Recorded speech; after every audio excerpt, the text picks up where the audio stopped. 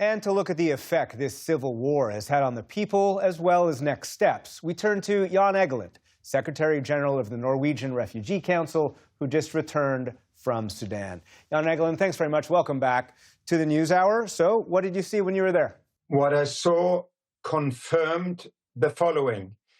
In South Kordofan, we have the worst war and the worst hunger catastrophe within Sudan, which is in turn the largest humanitarian crisis on earth today.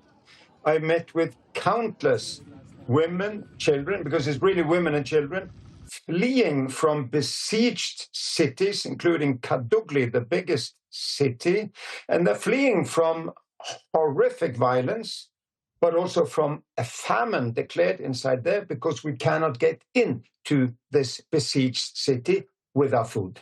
And what are some of the stories that they shared with you? Well, I met with several of these who are young single mothers now, because the story was that in the morning, our husbands went to search for food. Then a drone came and bombed and torched our home. So we fled, one with a nursing baby on her arm and 4 other kids below the age of 9. They walked for 2-3 days to the camp where we in the Norwegian Refugee Council give them food and emergency aid. And they haven't heard from their husbands and fathers. And now we have the biggest gap anywhere in the world between urgent needs and available aid. We're too few organizations on the ground, and we're overstretched and underfunded. As we saw in the story that preceded our conversation, General Burhan, the head of the Sudanese Armed Forces, described where you just went as liberated. Is that how the people who you spoke to see it? It was, the day after I left, we heard that there had been a breakthrough of a military column into Kadugli, the biggest town that has been besieged by the armed actors. But it hasn't meant a lot of aid at all. The hunger catastrophe continues. We have 3 more months to avoid an epic biblical famine before the rainy season comes, and the roads will be impossible in this part of Sudan. So we have to surge the aid, and that's my message to the donor nations, including the United States. Come to the relief of these mothers and children. They are hundreds of thousands. They're starving, and they're victims of a cruel conflict. We can help them, but we have little time. You have criticized donor nations, including the United States, of neglecting Sudan. Just this week, the U.S. held an event here in Washington that raised what the U.S. State Department said was $1.5 billion in new pledges. And in a statement, the State Department said this: while we remain proud of America's unmatched generosity, President Trump has made it clear that other nations must also shoulder a greater share of the burden for this life-saving work. Do you see that happening? I heard that some of the Gulf countries are pledging.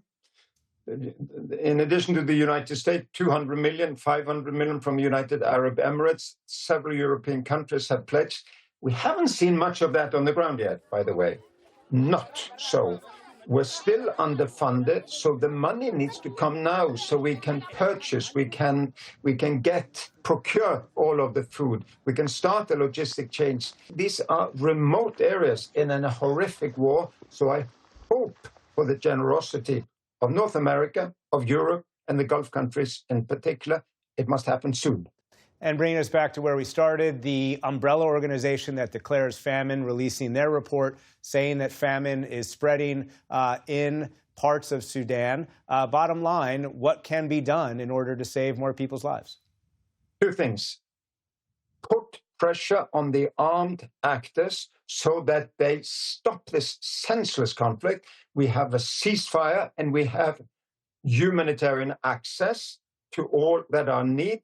Secondly, surge the aid, really. In South Kordofan, it's the southern part of Sudan. U.S. organizations have been there for a generation. The U.S. has been an aid giver for a generation there. There are 5 international non-governmental organizations. That's it from the international community.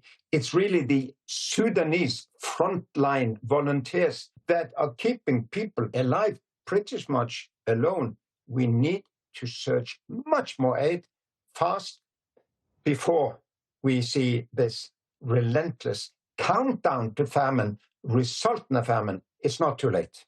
Jan Egeland, Secretary General of the Norwegian Refugee Council, thank you very much. Thank you.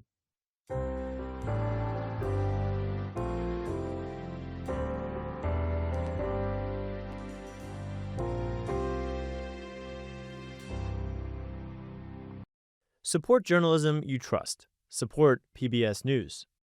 Donate now, or even better, start a monthly contribution today.